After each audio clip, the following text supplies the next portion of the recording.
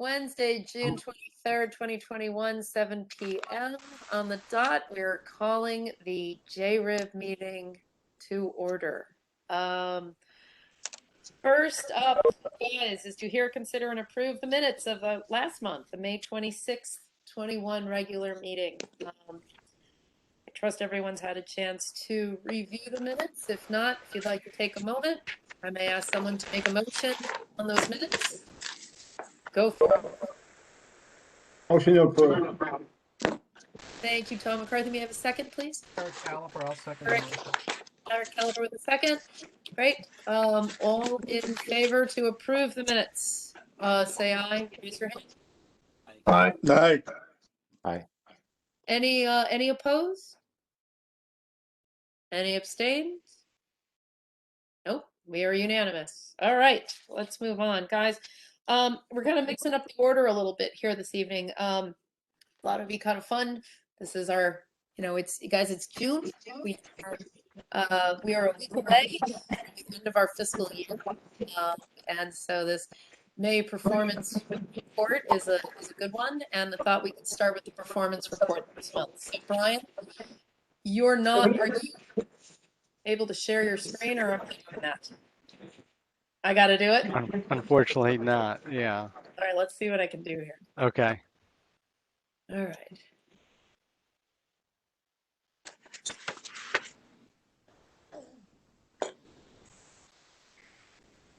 And Looking right. good. Can you all see the screen here? Mm-hmm. All right. Yep. There we go. All right, Brian, I will be your page 2. Okay. Yeah, Jack, I second that. Look forward to trying to get to be there in person. So I've got a few slides to go through. As far as the agenda is concerned, we'll go through. Am I getting an echo?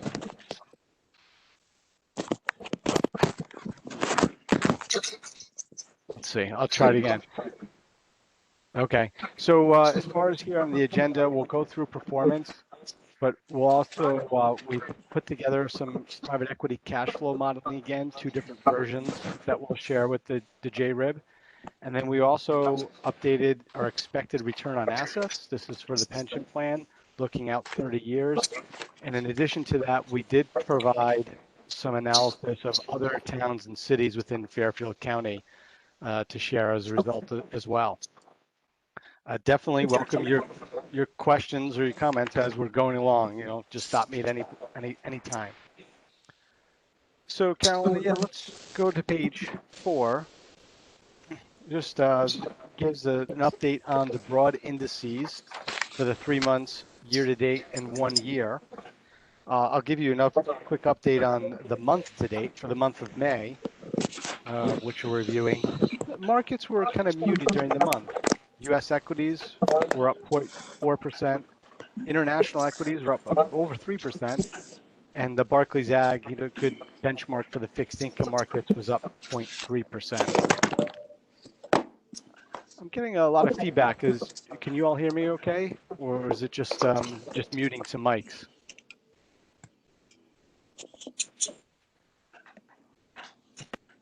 Should I continue? Yeah, why don't you, Okay.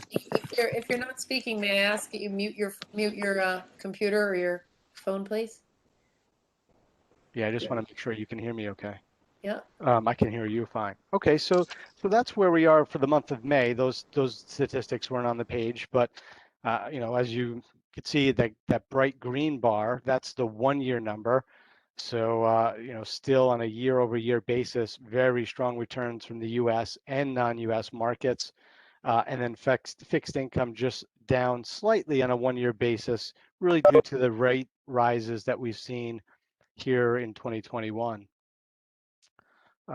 So let's go to the next page. And I included this. This is just looking at the segments of the market, large, mid cap, small cap, also value and growth. And by way of the index funds that we have on the equity side, you're invested in across all market caps and styles. But I put this in just to highlight how quickly markets can shift and different segments of the market. And so here, on a 1-year basis, looking at small cap, outperforming large cap by a large degree. And also what's rotated since really November is value is now outperforming growth. If you go back only 6 months, in our discussions end of last year, we were talking about how much large cap was outperforming small cap. All the talk was about growth stocks and technology stocks and how the FANGs, the Facebooks, the Apples, Googles were outperforming by such a wide margin, by over 34%. But that's, again, quickly reverses. Now you've got value outperforming. And if you go to the next page, this is just looking at the sectors on a year-to-date basis. And you've also seen a rotation. So now you have financials, materials, industrials, cyclical companies really leading the way on a 1-year basis.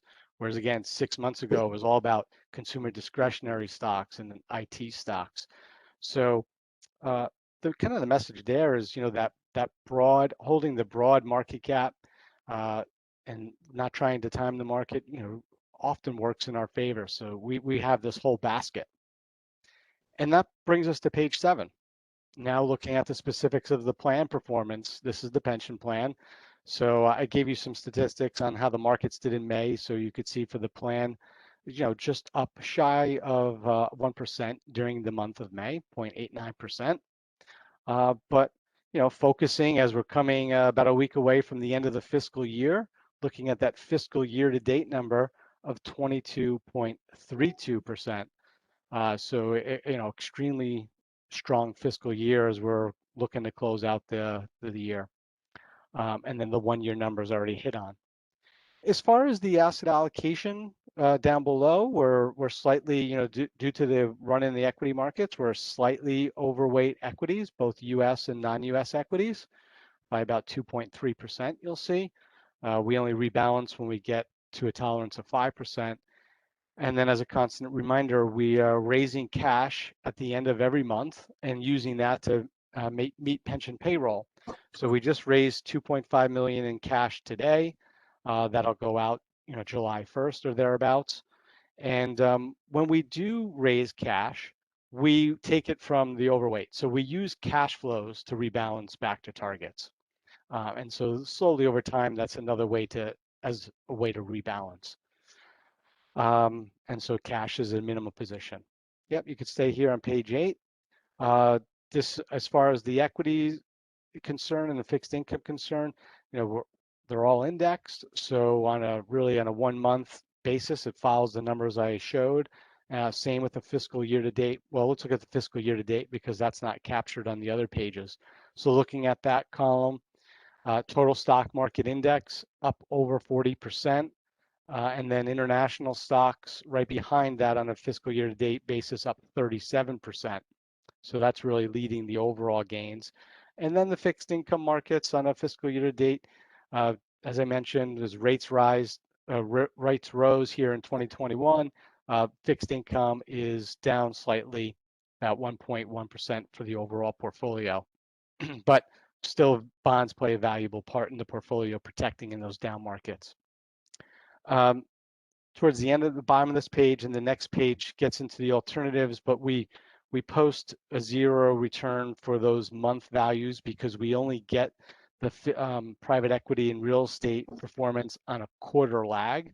So we just got one report, I think yesterday, from one of the funds. So this time next month, we'll review the first quarter performance for the private equity and the private real estate funds. Page 10, you can jump there, Carolyn, thank you.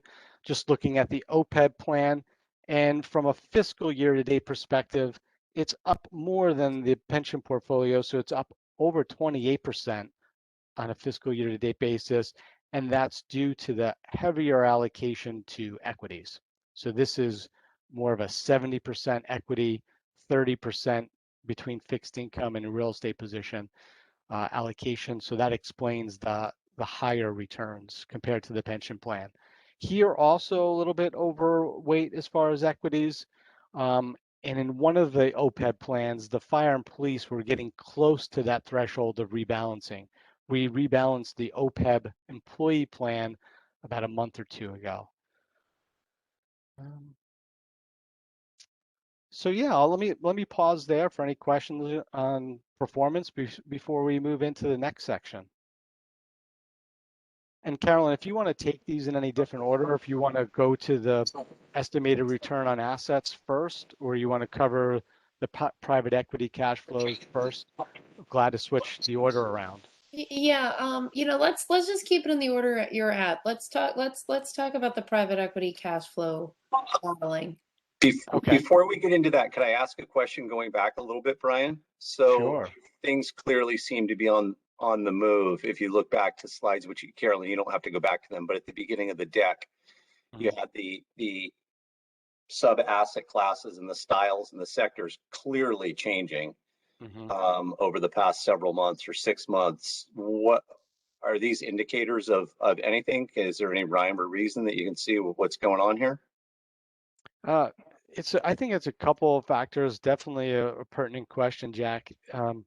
One is with the expected or rates rising, that tends to impact the growth companies a little bit more from a valuation perspective.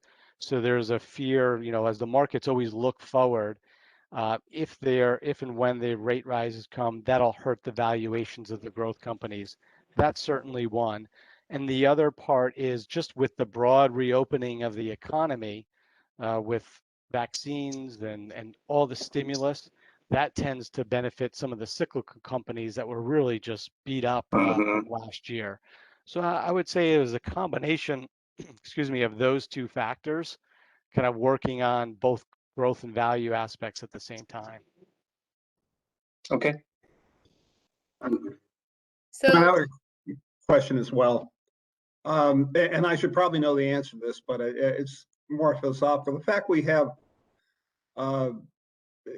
the asset mix in the pension fund has private equity, and we don't see that in OPEC. Is that, I think you could infer from that we have a higher risk tolerance for OPEC. I'm not sure that's true, but it's a question. I just kind of wonder about that. I would think our risk tolerance for both ought to be the same, and maybe at some point in time the asset mix will mirror each other. Yeah, so let me do my best to address those two things. So the asset allocation for the pension is more akin to a 60-40 portfolio. When you add up the public equities and the private equity, you're getting to really 60% from an equity exposure. And we refer to those buckets or those asset classes as your return seeking. that's pension. And your fixed income and your real estate is more of your protection and your steady. So more of a 60-40 portfolio on the pension side versus that 70-30 on the OPEB. So definitely different risk profiles. As far as how they converge over time, I think there's different factors, and the biggest one to take into consideration is the funded status of the plans. So roughly speaking, the pension plan is about 82% funded. Whereas if you look at the OPEB, it's more akin to like 30% funded. And so certainly the argument can be made is like, okay, we need to grow that over time, and a heavier allocation to equities or return seeking makes sense for the OPEB. It doesn't mean at the same time that we couldn't reevaluate or shouldn't reevaluate the level of equities in the pension plan. There could be the tolerance to bring that up further, especially as it relates to your required rate of return. And then also just really thinking about this asset allocation for the pension plan versus last year, I would say it's a slightly higher risk allocation than it was last year. Again, when I say higher, it doesn't mean concern, just higher based on the level of other alternatives we had in the portfolio. So one of two things can happen, Tom, like, the OPEB could come down. I mean, 70-30, I think, is still appropriate. given the long-term nature and the funded status.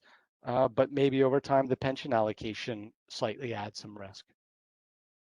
And that will help provide that analysis and the data. And, it's certainly a JRIB discussion and decision as well. Does that help? Yeah, it does. And I think it's certainly a fair point you made about to what extent how fully funded or the disparity between the degree of being fully funded between the two plans. So Right. I appreciate that. If I'm not mistaken, if I could add to that, Brian, and maybe Jared can help me with that.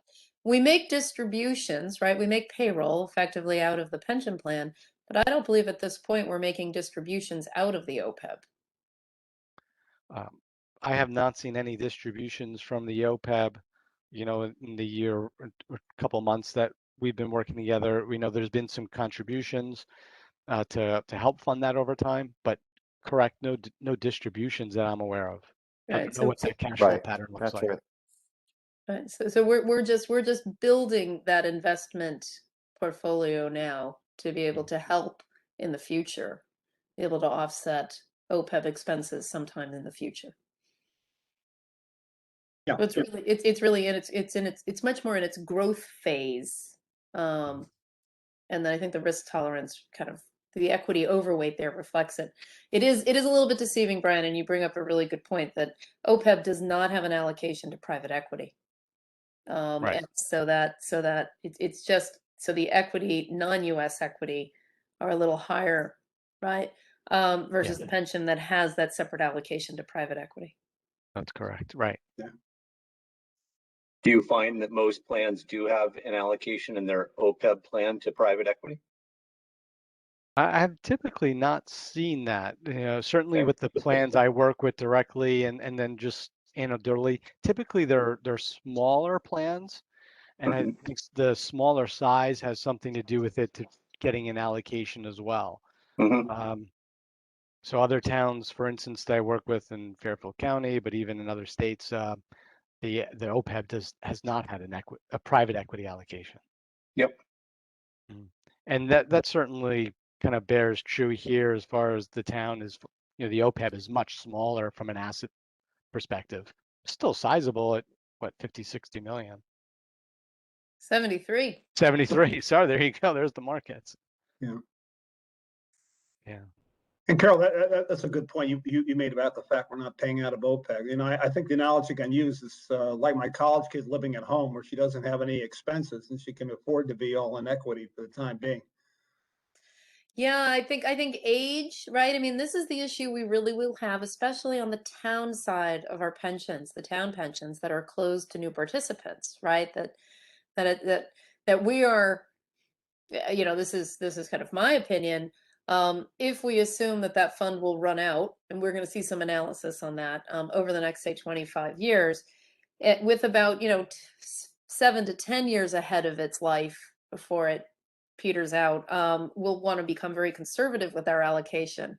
So this is our opportunity, I think, really to try to, where we can and where prudent, kind of be a little more on the overweight the equities and the risk assets with with Brian's and Vanguard's careful guidance along the way.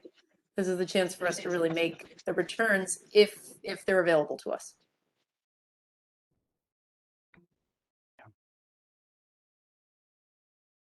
Shall we move on? Yeah. Other questions, guys? And if you want to come back and other questions as we're presenting, we're happy to jump back as needed. So the next section, I'll have my colleague Brian Scott join us. We'll look at the cash flow modeling. So I believe we left it at the last meeting. Our target allocation is for private equities 5%. And I believe at the last meeting we confirmed, or the JRIB confirmed that, going forward, we'd like that 5% allocation to remain. And therefore, taking into consideration cash flows from the previous funds, we need to think out in future years. So let me turn it over to Brian. Thanks, Brian. Good evening, everyone. So we can get started on slide 15. Brian mentioned we have some slides here around the cash flow modeling. We did 2 scenarios. The first scenario we'll look at is a one-time lump sum, is what we're referring to, and that's a one-time $15 million commitment. The next scenario is a pacing scenario where over time we're a little bit heavier on the first 2 years, but then that evens out over the next 10 years to help maintain that 5% allocation. So on this first slide here, there's a lot of numbers and it's probably a little difficult to read. But the first section up top in year 2021 is, you can see, or maybe you can see that the commitments is set for 15 million. And then it's 0 all the way to the right out through 2030. As we go down the slide, you can see the capital calls for both the Vanguard Fund as well as your legacy PE holdings, as well as the distributions. And I'm going to jump down to the bottom, the second to last section where it says net asset value. So this is what we're talking about when we're referring to maintaining your target over time. So as you can see in year 2021, we're looking at a net asset value for your Vanguard HarborVest Fund of $2 million and your legacy PE at $28 million. And then below that, we have your total AUM. So we're assuming that we're going to see continued growth in the portfolio through, this isn't on fiscal year, this is calendar year. So through December of 2021, up to 481 million. And that's going to leave your target PE NAV at $24 million. And below that, you can see a positive 7 million. So you're going to be above target of that 5% target. If we move to the right, you can see we're in 2022, we're still above target at $3 million. But then as the Mesirow 6 and Lexington 3 funds start to wind down, we're going to start to see the PE NAV decay over time. And we estimate that in 2023, we're going to dip below target.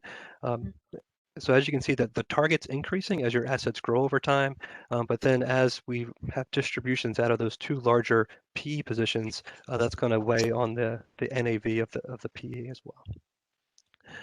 If you're not a numbers person, on the next slide, Can I just, go ahead, Brian, jump in real quickly?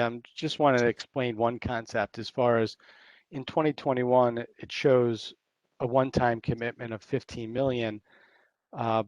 But for those not familiar with private equity, is while the commitment is made in a particular year, that 15 million doesn't all move into the portfolio at once, because the general partners, all the different funds that will be allocated to, they call capital at different times depending on what opportunities are in the marketplace. So that's why there's a lump sum of 15 million. That's just the commitment. But as Brian outlined, that gets drawn down over time, and that all 15 million wouldn't go in 2021. Thanks for that, Brian. You can see that in the second section under capital calls. The 15 million is stretched out over through 2028. So you can see the last $1 million being called from your original commitment. And then how that impacts the NAVs, when we look at the NAV as what's being contributed to the fund, plus any growth, or hopefully growth, maybe depreciation, less anything that's been distributed out of the fund. So that's how we're getting back to the NAV for the PE positions. Shall I move forward? Yes, please. The next slide's a visual representation of what we looked on the last slide. So as you can see, the black dotted line is your target PE NAV. The gray shaded area is your legacy PE. And then the maroon color is the Vanguard HarborVest Fund, assuming the $15 million commitment. As you can see, around 2023, we start to dip below that black dotted line. And I'll just add some comments. As far as that black dotted line, that's the dollar value that would be needed at the total portfolio level in order to keep a target roughly of 5%. And there's one assumption, that the overall portfolio grows about 4.5%, I think. Is that right, Brian? That's correct. So, we're assuming the overall pie is growing by about a conservative 4.5% each year. And so that, again, that black dotted line is the total dollar amount, but it's to target a 5% allocation. Got it. Forward? Yes, please. This slide shows the capital calls and distributions in and out of the fund. The solid area is your Vanguard HarborVest Fund, calls and distributions. As you can see early on, we're ramping up. There's more green shaded areas, and then as the positions mature, you can see the navy shaded areas start to dominate, and that's just due to the distribution starting to come out of those investments that have matured over time. You can also see the shaded navy blue bars dropping off fairly significantly in the coming years. So they're dominating now, but as those Mesereau positions and Lexington positions start to mature, they start to wind down over the next few years. On the next slide, we similar slide that we looked at before, but this is the pacing scenario. So instead of a one-time lump sum of 15 million, we did a investment in 2021 of 12 million. In 2022 and 2023, we have investments of 10 million and then 8 million in perpetuity. So what this allows us to do is two things. One, it allows us to maintain the target PE NAV over time. So as the NAV, as the assets grow, that 5% needs to be maintained.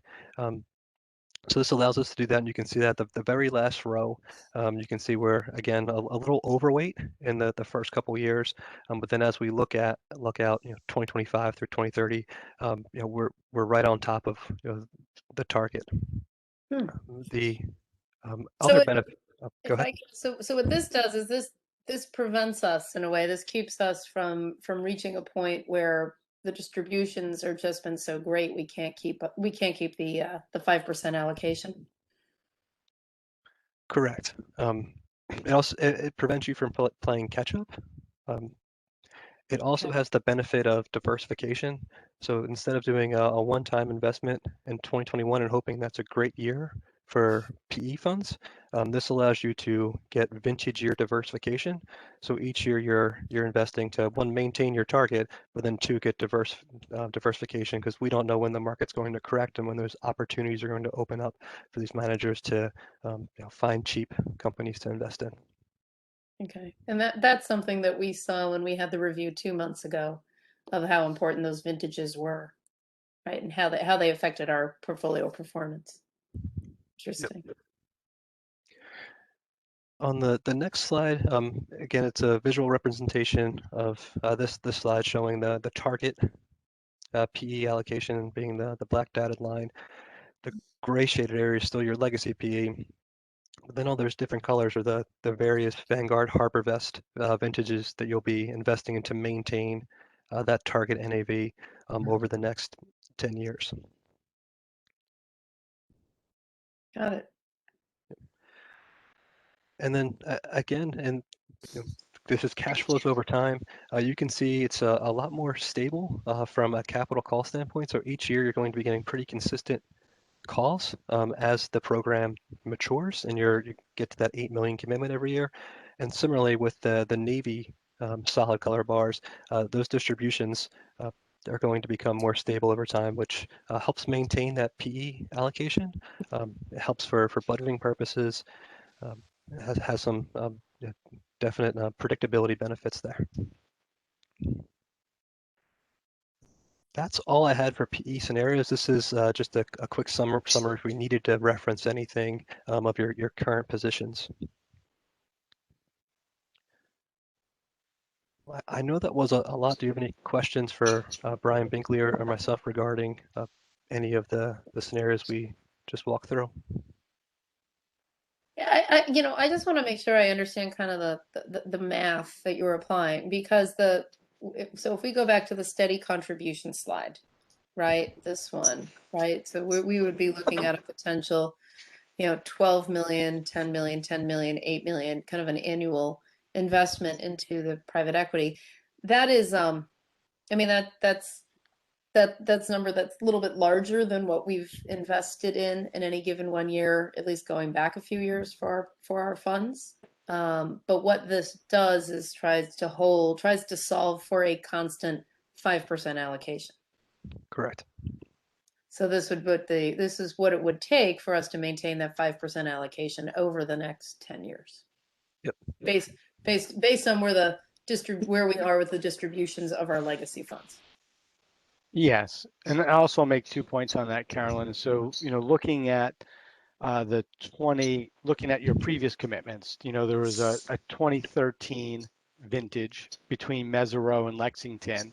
But when you combine both of those 2013 vintages, that was a $25 million allocation in 2013. And then in 2017, there was also a commitment made to Mesereau in Lexington, but smaller, combined 7 million.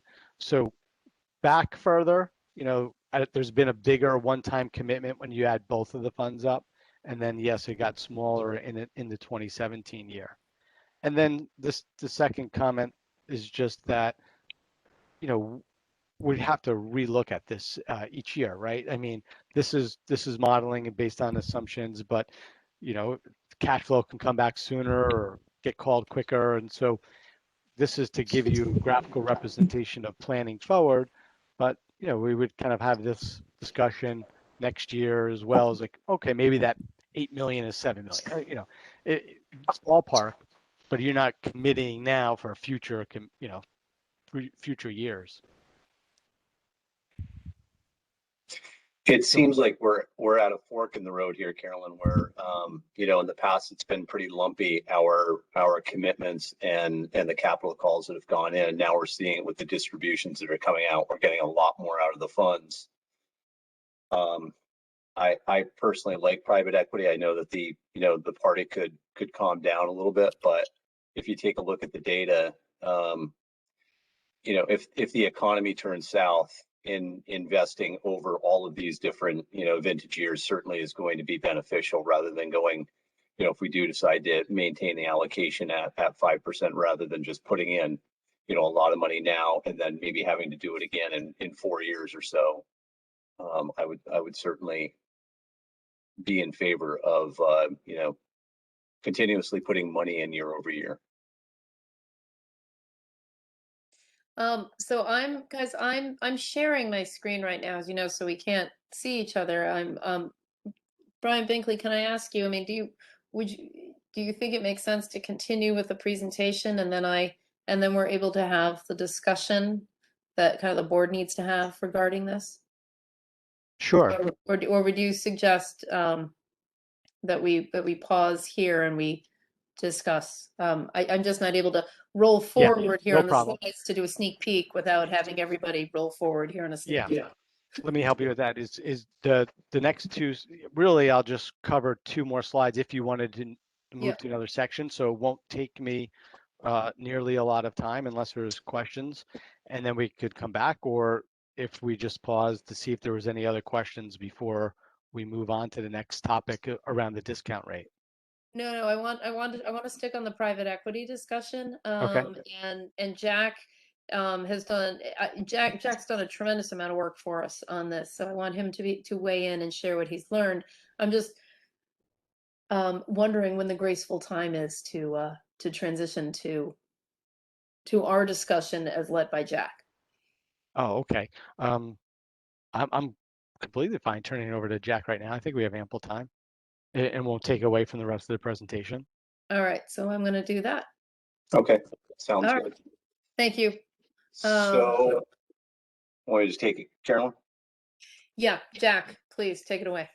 So Carolyn and I got together probably about a month and a half ago or so and grabbed a cup of coffee. We were talking about the portfolio and the direction and what the future holds, given that the town plan is closed and we effectively have maybe about 20 more years or so, maybe a little bit more until that's completely wound down.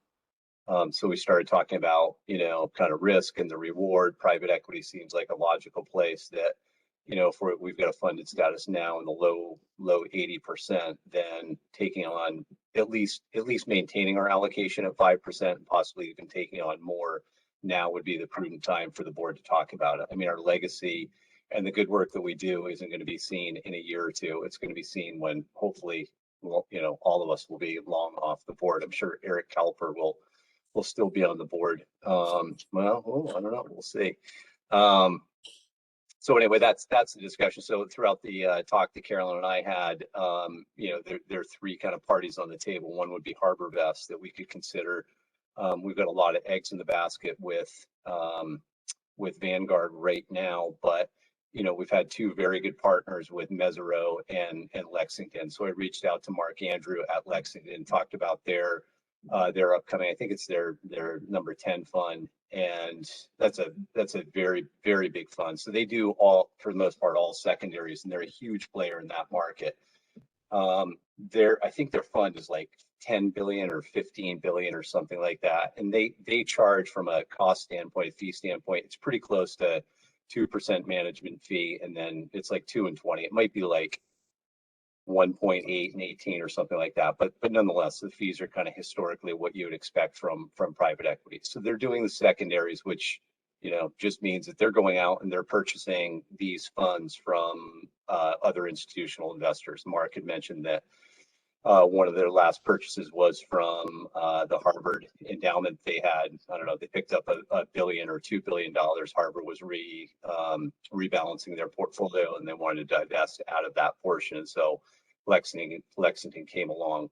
Given that it's, you know, you're a bit past the J curve, the expectation is that the returns are going to be a little bit less than, you know, if you kind of made that full commitment up front, you didn't really know. So we're all kind of see the cards of what it is we're going to get. And as a result, the returns shouldn't be as strong as some of the other, you know, private equity options that you have, because some of that risk is, you know, it's just not as strong. I also reached out to Courtney Hayes at Mesero and had a discussion with her about an appropriate next fund that they're going to be coming out with. And they have one that we would be well suited for. Right now, the funds that we have with those guys are fund of funds. So we're just they're investing in other funds, and that's the fund that we're in. What would be appropriate for us to move into would be a co-investment. And I think the benefit to Fairfield on the co-investment is that it's a somewhat shortened time frame, given that we would not be funding a fund for a few years and then that fund funding the portfolio companies, if that makes sense.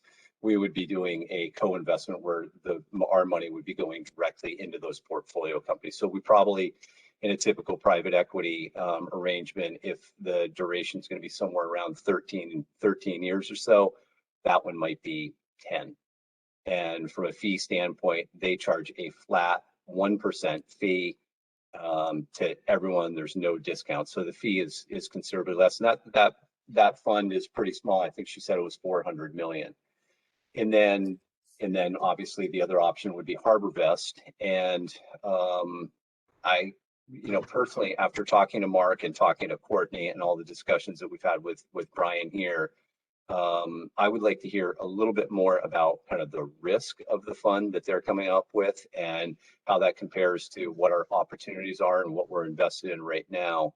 But it's pretty hard when you take a look at the HarborVest fee structure and kind of trying to outrun that with, you know, with returns from these other companies. So I guess I would say, from what I've learned over the past month and a half, having a couple of different discussions with Mesero and Lexington, I personally would just not even humor Lexington. And, you know, if we had to pick two, it would be Mesero and HarborVest. And I personally would be comfortable just saying, hey, let's give HarborVest a go. From everything that I've heard in the discussions that we've had, it seems like a pretty solid opportunity for Fairfield.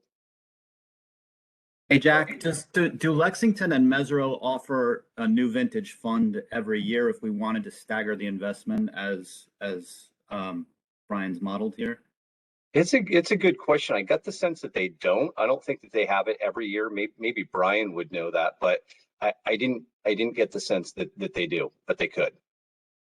I agree, Jack. From what I've seen from Lexington and Mesero's, it's usually every couple of years that they raise that fund, every 2 to 3 years, and that's, you know, certainly consistent with the past investments, right? You know, there was a 2013 vintage, a 2017 vintage, or even going Lexington even further back, it was 2009. So the town, for instance, did 2009, 2013, 2017. So I don't believe they and many offer a new capital raise every year. Yeah. Eric, did you have a question? Just a comment. I think we're probably looking to take action in the next couple of months, right? And I know we've onboarded a number of new members to the pension. Mhm. It may not be a bad idea just so that the other members have some comfort and buy-in, to invite the Harbor Vest back to do a quick presentation that may help. That's a great idea. Remember, I think it was almost a year ago, right? That Harbor Vest, right when Vanguard first became our OCIO, we had Harbor Vest come in, Mhm. and so that would make sense to have them come back. Fortunately, we just recently had the presentations from both Lexington and Mesereau, so those should be pretty fresh. Yeah, and I would be glad to reach out to Harbor Vest for that. You're right. Last year when we were talking about the asset allocation and then specifically private equity, the JRIB did want to speak to Harbor Vest. We had them join maybe about this time last year, and I'd be glad to reach out to them again to see if they could join us for one of these JRIB meetings. I think Jack made some good points. He talks about the different types of investments, and maybe there was a question in there, but with the Harbor Vest Fund, beyond looking at vintage year diversification, and they can discuss this again as well, is it's looking at primary investments, it's looking at has allocation to secondary investments, and it also has allocations to co-investments. And so it's diversified by the types of investments as well as geography. So it was really put together for investors to be very diversified, not only by the vintage years, but by the types of investments. And of course, it's further diversified by the underlying general partners that they invest in. So kind of good to know those pieces. I think there was something else, but it slipped my mind, and when it comes back in, I'll add it to the conversation. Jared, did you have a comment, and then we'll come back to Eric. More of a question. So it seems to be proposed as an either or, Mesereau versus Harbor Vest. Is there the opportunity to do some kind of hybrid and do the two, or is the thinking here that there's enough diversity in Harbor Vest? I'd like Jack to give his thoughts on that first, because Jack, you spent the last, month and a half, 2 months kind of diligencing this for us. Yeah, I don't think there's a fund out there that's going to be more diversified than Harbor Vest. I'd probably turn it back to Brian, and we all could hear what's going on. I mean, if we want to do the co-investment and maybe shorten the the duration of the overall fund down, and probably take on about the same amount of risk, then I think Mesereau. If we did Mesereau and Harbor Vest, I would be totally comfortable. But if we're looking at diversification and lower fees with likely the same amount of risk, I just don't think that there's an opportunity out there better than Harbor Vest. And I didn't know anything about Harbor Vest until we hired Vanguard, and Brian started talking about it. I mean, so I'm not in private equity. Just discussions throughout the board. And while this is not an endorsement, Jack, maybe you could share with the board what you had mentioned to me, which that as you were diligencing Lexington and Mesereau and others, they had positive things to say about Harbor Vest. Surprisingly, from a sales standpoint, they both said both of them said Harbor Vest is great, and you're not going to go wrong with investing in them. So I'm assuming they're being candid because they were kind of talking themselves out of a potential sale, but they were very flattering of Harbor Vest, which kind of a strong endorsement coming from their competitors. Yeah. Eric, did you have a follow-up? No, it was just that I saw the 16 million cumulative commitment, so I was thinking about splitting the baby too, and between the two different investments. So. Right. Well, so it is time to make, it is timely, I should say, not today, not this moment. It is timely for us to make the decisions. for all of the reason that we've highlighted over the past several meetings that we've had. And I'm wondering if, yeah, this is where I truly wish we were in person. I'm wondering if anyone else would like to offer any thoughts here to the table. And then if it makes sense for Jack to make a proposal based on what he's learned thus far. But I'd really love to solicit additional feedback or comments from the rest of the board members. Anyone like to offer a comment, please? I have could be one. Yeah, I Eric? have one. Yeah, I have one thing. I know last year when we discussed this, it was a longer duration structure fund. I think it was 14 years. Is that going to continue be the 14 years? And in a sense, every year we add another thing, it's another 14 years we're locked into the fund manager as well as the strategy. Versus going with like some sort of like hybrid where, okay, yeah, some of it's 14 years. The initial thing is going to be 14 years and maybe we're doing a couple years and things, and we not have everything locked up in such a long duration. We have part of it, then we're investing part of it, the allocation, one of the other funds with a shorter duration and having a different duration. And the final funds are unwinding. Yeah, so there's two questions or two answers. So yes, the term in all the documents for HarborVest is 14-year, lockup. However, most of the distributions come way before that. Most of the distributions come probably year 5 through 8 or so, and that's a benefit of when you have a diversified fund which has a 20 to 30% allocation to secondaries. Is that speeds up the return of capital back, as opposed if you were just in primary direct investments. So yes, it's still a 14-year. Think of it as a 14-year term, but think about most of the distributions coming in those middle years, and it's some of the tail investments, that extend out to the 14 years. The other thing, and I don't want to get over my skis, I think it's more of a question for the actuary, but I do think that the life of the employee fund, which is closed, it will be longer than 20 years because it is closed to new participants and has been for several years, but it's still, again, I'll have the actuary correct me, still accruing benefits. And, there could have been employees that got in, at a young age, 5 years ago. So I think the life of the employee fund will be, I don't even know how to guess, maybe 40 years. I think it's going to extend quite some time. I think the numbers that they've talked about of 20 or 22 years is maybe amortizing that deficit over time. But the employee fund, I think, will be around for much longer than 20 years. But I'll stop there and have the actuary opine on that topic. If I can jog all of your memories, I think we did look at that analysis last month. How, at least from Vanguard's perspective, do we have the capacity in the room to maintain the private equity allocation? Jared?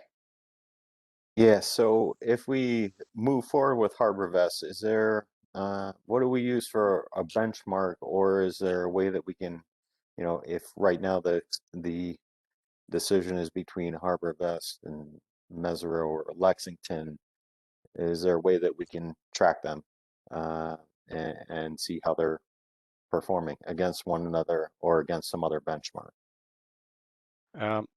So yes, so definitely be able to track them, HarborVest against a benchmark, similar to say Lexington and Mesirow. Usually there's a public benchmark, and then you add a return hurdle on that. So like say for right now in the private equity investments in the fund, it's using the Russell 3000 benchmark, but adding plus 3% to capture that illiquidity premium through private equity. So for HarborVest, it'd be similar. It would be a public benchmark, but in this case, more of a global benchmark because they are diversified, beyond just the United States. So it would be more of an all country world index that's more of a global, but then still a return hurdle over that public benchmark. And I believe they're using 300 over that global benchmark. So yes, can compare it to that. It probably wouldn't be apples to compare them to the Lexington Mesereau because those investments were made long ago.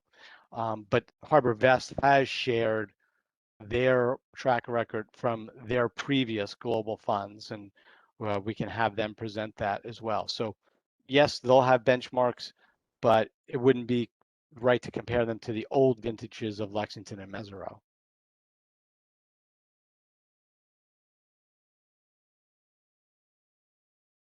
So if I might offer a thought of how to move forward from here, I think Eric's request is a great one. Brian, can we ask that HarborVest join us next month?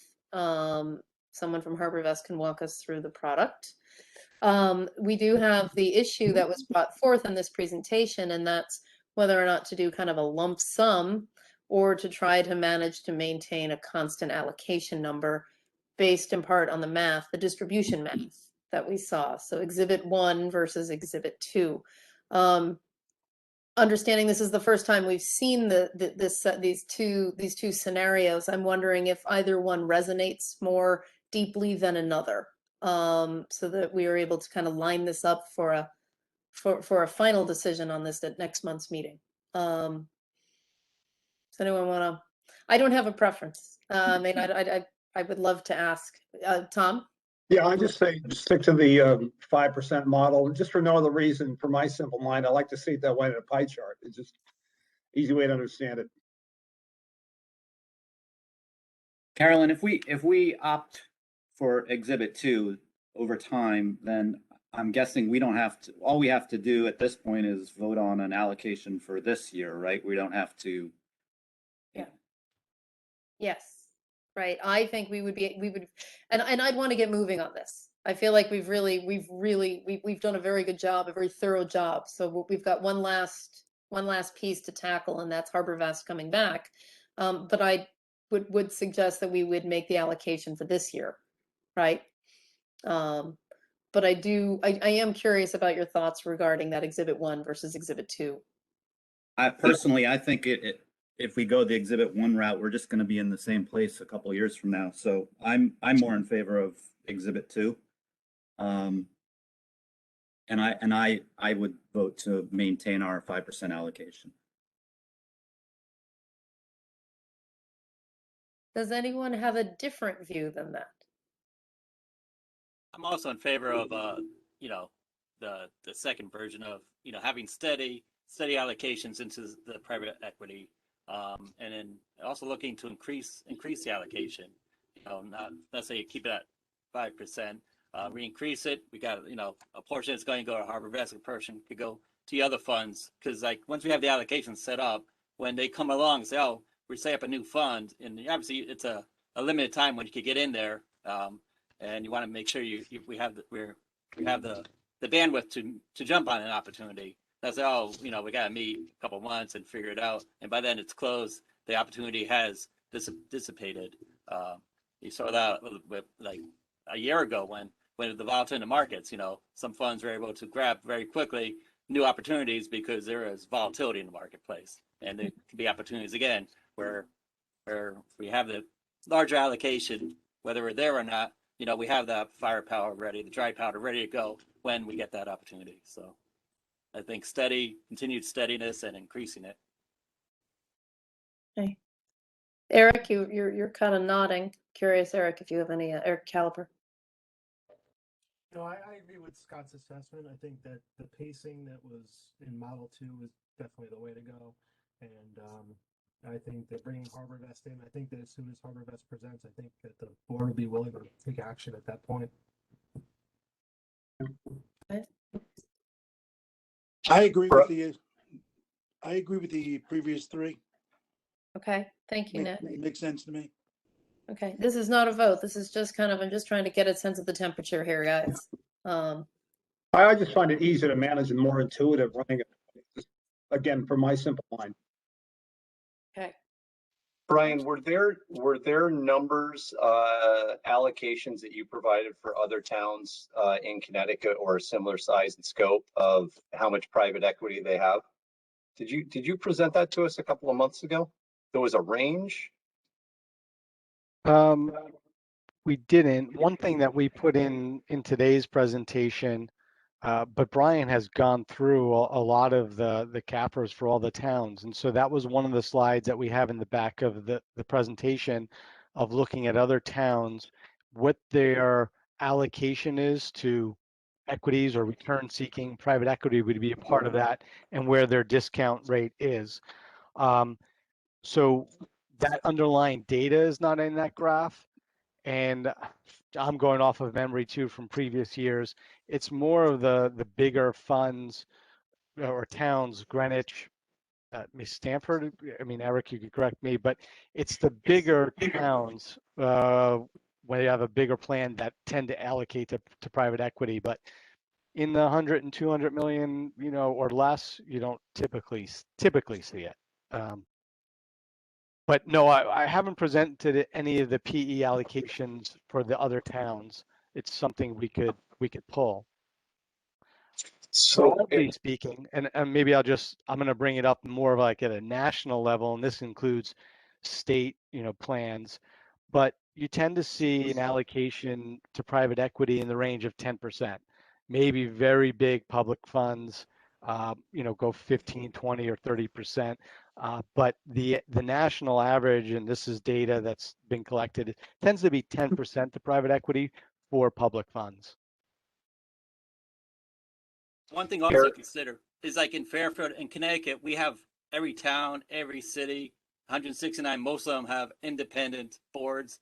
Other states, they have counties. So say if you took Fairfield County, you would have, well over several billion dollars of county money.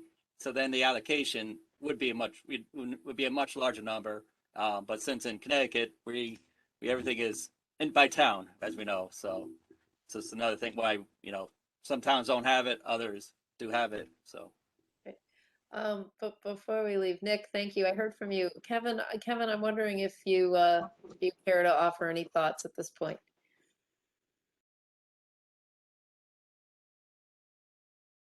Nope, you know what, we can't. You're muted.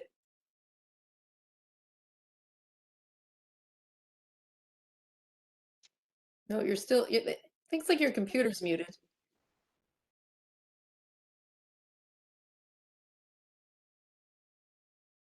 Oh, How about now?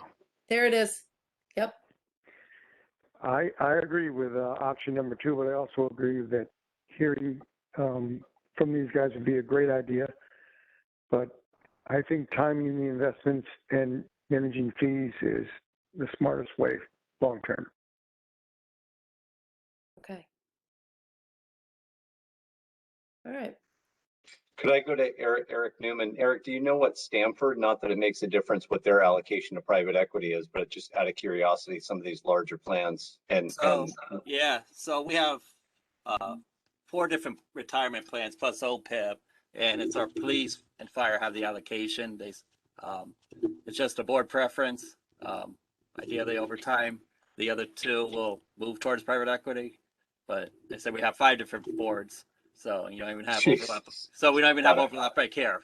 So if it was a one board, joint investment board, you'd be a couple of people would say yes, we're in private equity, we're moving it. But since we don't have that, 2 of them do. They've been in it for a long time, over 10 years, and the others, aren't there yet. Oh. Got it. Guys, there are a couple more people on this board I would really like to get input from if they'd like. Bruce Ryan, I see that you might still be with us if you care to weigh in. Walter, Susan, I know you're new, but if you'd care, this would be a great time. And if not, we will just push the ball forward and keep going. Walter didn't have a microphone available to him, so he's monitoring, but if he has any comments, he'll text me. Okay. Well, the little that I know, I did like the second option. Looked better to me, steady. Okay. All right. Fabulous. All right, so Jack, looks like we've got one more round, right? Next month, to come back, and seems to me that we're landing on, oh, Eric Caliper. Speaking for Walter, who texted me, he likes the second plan, so he's on board with Scott. Okay. All right, that helps a lot, guys. That helps a lot. So why don't we come back, Brian Binkley, invite HarborVest back for a quick presentation, maybe 20 minutes next week. Allow us some Q&A. Jack, I'm keeping you, if you don't mind, tasked on private equity, and Yeah, no problem. help us think about kind of a motion that we can finally make to vote on that makes sense for the plans. All right, thank you. You read my mind too, Carolyn, as far as how much time I should tell them, and do you want them just to do 10 minutes and then 10 minutes of Q&A, and that way I could prep them? Yeah. Yeah, why don't we do that? Yeah. Okay, and I think the issues that we've touched on tonight, diversification, if this were the only one we're choosing, let's think about how it works, duration, how the vintages lay out. Right. Okay, good feedback. And Fees. Jack, yeah, if you have anything else now or later, I'll take that too. Yeah. Okay, fees, the general fee structure Mhm. for us, how that works. Right. Okay. All right. All right, we'll plan for that.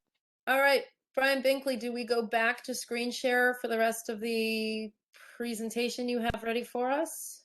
Yes, and it's just 2 more slides. Okay. All right, let me see how we do. One of which you've seen before, but I included it again. Yeah. Let's see, we've got this, right? Yeah. One more. Perfect. Thank you. So this is forecasting, your estimated return, estimated return on assets, your discount rate, required rate of return, so many different names to call it. And so what we do, or how we arrive at this, is you see your target allocation, right? That's in the investment policy statement, the target allocation to all the different asset classes. To the right of those numbers are the forecasts that Vanguard does for the expected return for all of these asset classes. We always break it out in ranges, but 50th percentile is the median. So taking your asset allocation forecast, matching that or projecting that to the asset class forecast. So over 30 years, the expected rate of return for this allocation at the median would be 6.2%. Your target right now is 7. We always think and we always show any type of forecast, and it's so certain, in a distribution. And so that's what's laid out below.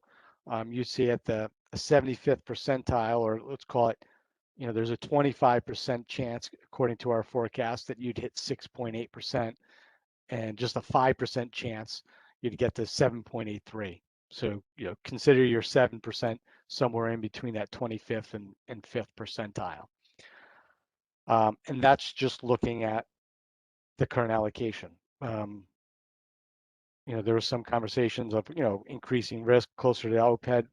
Glad to evaluate those over time. So, those are the levers you have, right? You can increase risk in your plan. You can bring your discount rate. You can you bring your discount rate down. You can make contributions. Those are the 3 levers you have as far as trying to get to a better funded status and to a required rate of return. The next slide is something we haven't shown, and since it's been over a year, because this data usually just comes out on an annual basis. And I'll have Brian jump in at anything as well. So these are all the towns and cities in Fairfield County for which we have data. Looking at their comprehensive annual financial report, right, the CAFR. The last data we have is from 2020. The 2021 stuff obviously is not out. And looking at all the towns, and I'll explain the axes, the colors, the sizes. So on your y-axis is what we say is percent in return seeking assets. We don't just say equities, because we would put high yield bonds in there, private equity, other asset classes. So think of that as your risk profile along the y-axis. the x-axis is the discount rate the different towns are using. The size of the bubbles, how big that plan is, just simply by AUM, right? So you Stanford, Fairfield, some of the bigger ones, Greenwich. And then the colors, you can always change these bands, but we said, okay, if you're less than 75% funded, that's, your orange bubble. If you're between 75% and 90% funded, that's your blue. And any plan that's funded, has a funded ratio over 90%, we're calling green. I put the 75% because, again, if I use a national average of public plans across the country, and again, includes some big state plans, that's the average funded ratio. It's about 75%. So that's kind of where I was getting those thresholds. So what jumps out at me with Fairfield? So I would say is a higher discount rate given the asset allocation, meaning there are some counties and towns that are using a lower discount rate, but yet have a more aggressive asset allocation. And of course, there's, some are going to be more conservative based on their funded status, right? Less need to reach for return. Wow, I'm looking at Greenwich. 6.5% discount rate with 75% exposure toward risk-seeking assets. Yeah, I was looking at them. Talking about private equity, I think their private equity allocation is up around 20% of their total portfolio.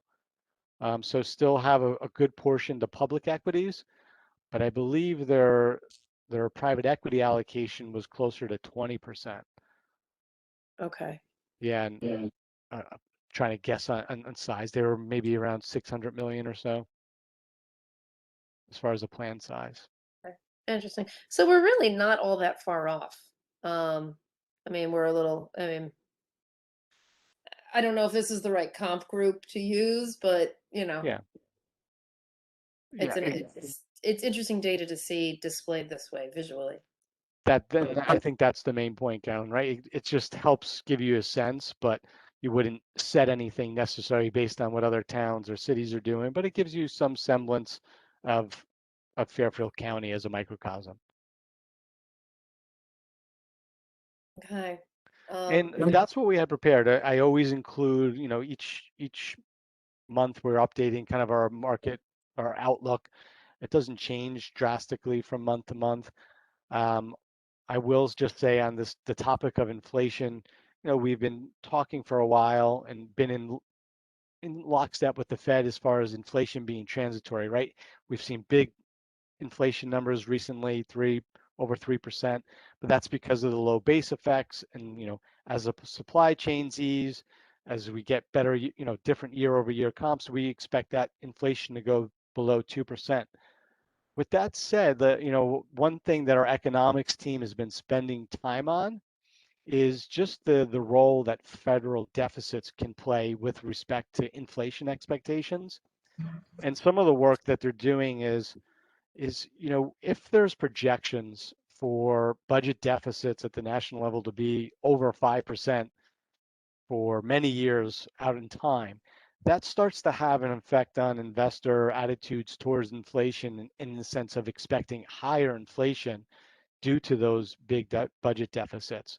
So probably more to come in the future that I could share, as far as research, but the risk to the inflation is probably on the higher side. Maybe that pushes forward rate hikes before 2023. But right now we're still forecasting the first Fed rate hike not until 2023. So Brian, if I can ask a question on that, I mean, kind of the way that I grew up in the industry was when there was inflation, you always wanted to tend more toward equities because you wanted to kind of outrun the inflation a bit.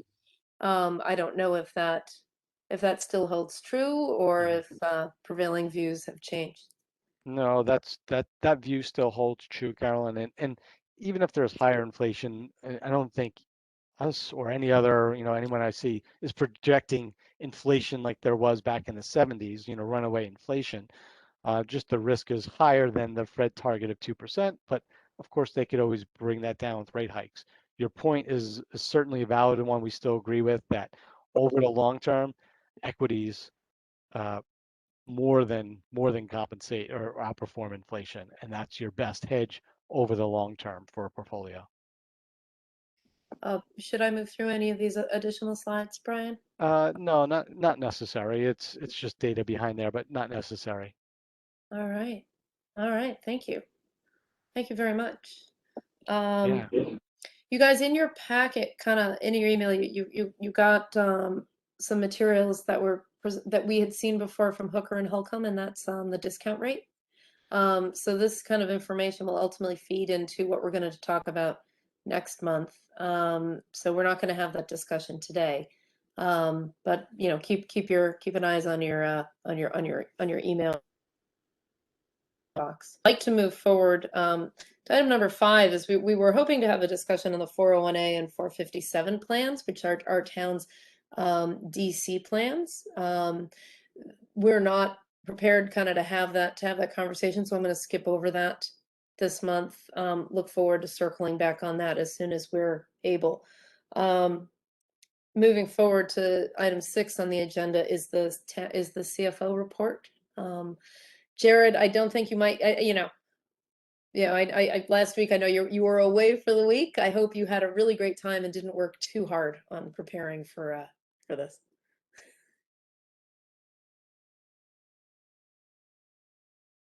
Jared, are you there? Are you muted?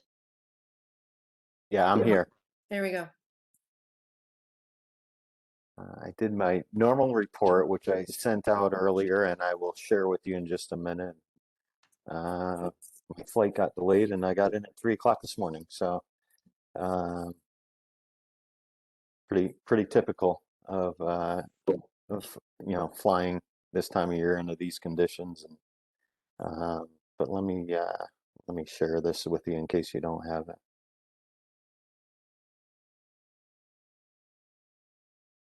All right.